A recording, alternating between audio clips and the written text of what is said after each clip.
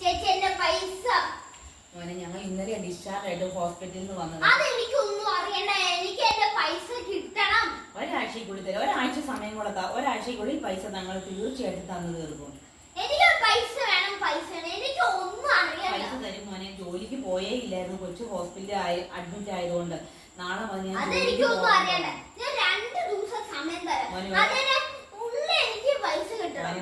ഒരാഴ്ച സമയം തരാം, ഒരാഴ്ച കൊണ്ട് ഒരു ചാൻസ് ഞാൻ തന്നു, ഇനി കിട്ടില്ലെങ്കിൽ ഒരാഴ്ചക്കുള്ളിൽ ഞങ്ങൾ ആ പൈസ തന്നു തീർക്കും. മോനെ നമ്മളെ കഴിഞ്ഞ ദിവസം ഹോസ്പിറ്റലിൽ പോകാൻ വേണ്ടി അവരോട് പൈസ മേടിച്ചില്ലായിരുന്നു. അവിടുത്തെ അവര് ആ കൊച്ചിനെ പറഞ്ഞുകൊണ്ടുള്ള പൈസ ചോദിക്കാൻ വേണ്ടി എന്നാ ചെയ്യും? നമ്മുടെ ഒറ്റ പൈസയിൽ അവര് ഒന്ന് പറഞ്ഞിട്ട് പോയി 2 ദിവസത്തിനുള്ളിൽ പൈസ തന്നു തീർക്കണം എന്നാ പറഞ്ഞത്. എന്റെ അടുത്ത് കുറച്ച് പൈസ സാലറി കിട്ടുമ്പോ മോനെ ഞാൻ തരാൻ പൈസ ഉണ്ടെങ്കിൽ ഇവിടെ തന്നെ അമ്മ വെച്ചേ. ഈ പൈസ ഇപ്പൊ മമ്മി എടുത്തിട്ട് അവർക്ക് പിന്നെ ബാക്കി കിട്ടുമ്പോ അവരെ ഫോൺ വിളിച്ചു പറയട്ടെ.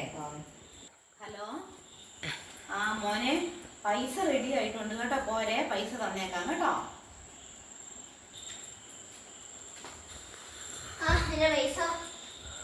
മോനെ വലിയ ഉപകാരം കേട്ടോ, ഒരു ആവശ്യത്തിനേക്ക് ഞങ്ങൾക്ക് പൈസ തന്ന് സഹായിച്ചതിൽ ഒത്തിരി നന്ദിയുണ്ട് കേട്ടോ.